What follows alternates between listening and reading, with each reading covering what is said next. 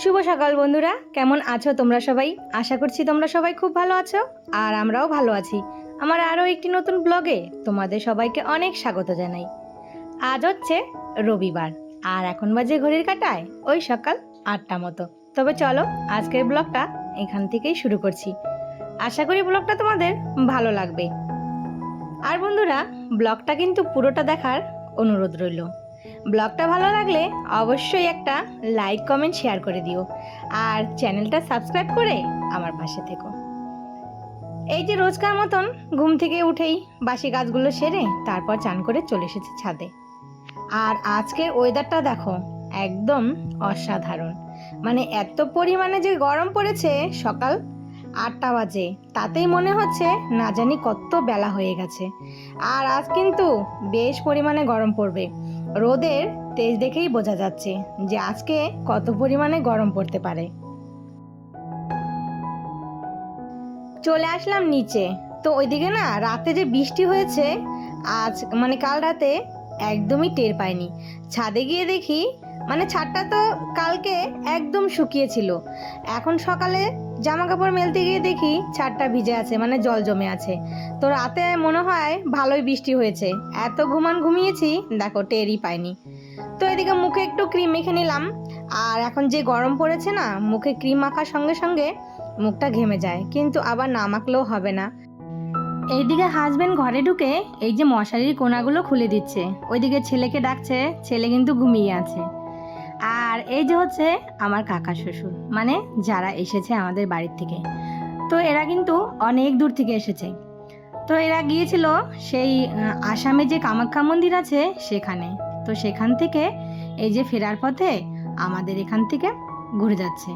তো এই যে এখন সকাল সকাল চাটা খেয়ে এরা সবাই, মানে এরা দুজনে এখন যাবে হচ্ছে তিস্তা ব্যারেজ দেখতে, আর সাথে আমার ছেলেও যাবে। তো ওইদিকে সবার চা খাওয়া হয়ে গেছে। তো এই যে বাকি আছি শুধু আমি। আর আমার চা না খেলে তো সকালবেলা একদমই কাজে মন বসবে না, মনে হয় যে কি যেন খাইনি। তো এদিকে 2 কাপ চা একটু হাজবেন্ডকে দিলাম আর একটু আমি খেলাম, আর 2টো বিস্কুট। তারপর চাটা খেয়ে কিন্তু সোজা রান্নাঘরে চলে এসেছি।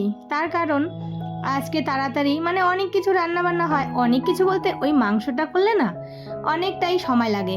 ওই যে রসুন, পেঁয়াজ, আদা এগুলো পরিষ্কার করতে অনেকটা সময় লেগে যায়। তাই হাতে সময় নিয়ে এগুলো কাজ করতে হবে। তার জন্য এই যে রান্নাটা তাড়াতাড়ি করে বসিয়ে দিচ্ছি।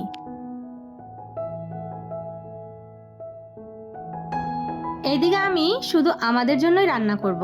তার কারণ আজকে কাকা শ্বশুর আমাদের এখানে খাবে না।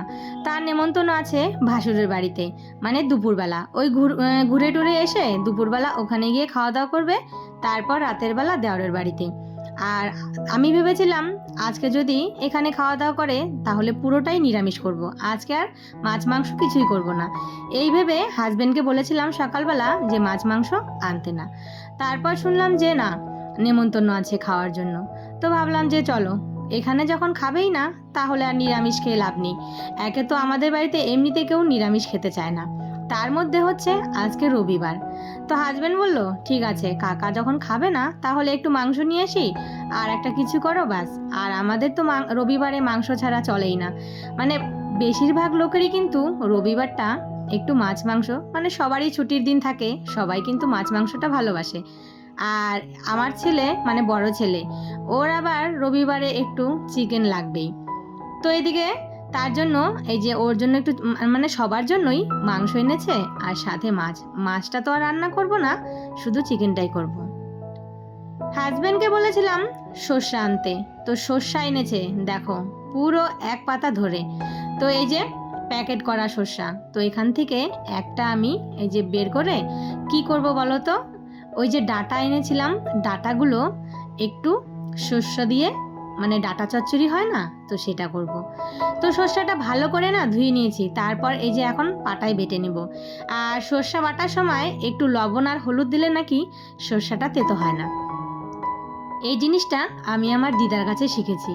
আমার দিদাকে দেখতাম ছোটবেলায় যখন সর্ষা বাটতো তখন একটু লবণ আর হলুদ দিয়ে দিত, বলতো যে সর্ষার একটা মানে গন্ধ আছে না, মানে ঝাঁজ, সেটা হয় আর তেতো হয় না। তো সেইভাবেই মানে সেই কথাটা এখনও মনে আছে। আর যখনই সর্ষে বাটি না, ওই একটু লবণ আর হলুদটা দিয়ে দিই। আর বাকি শস্যগুলো এই যে আমি এখানে ভালো করে ধুয়ে তারপর রোদে দিয়ে দিলাম। আর এই যে এটা এখন ধুয়ে দিলাম না, এখন যখনই রান্না করব তখন কিন্তু আর ধুতে হবে না। আর এই দিকে দেখো, এই যে আমার সর্ষা চচ্চড়ি কিন্তু হয়ে গেছে। এই যে এরকম ডাটা দিয়ে সর্ষা চচ্চড়ি খেতে কিন্তু বেশ ভালো লাগে, মানে ডাটা চচ্চড়ি। তো এদিকে নামানোর আগে না একটু হালকা সর্ষের তেল দিলাম, কেননা সর্ষার তরকারিতে একটু সর্ষের তেল দিলে সেই গন্ধটা ভালো হয়। তো এদিকে হাজবেন্ডও বাজার থেকে চলে এসেছে।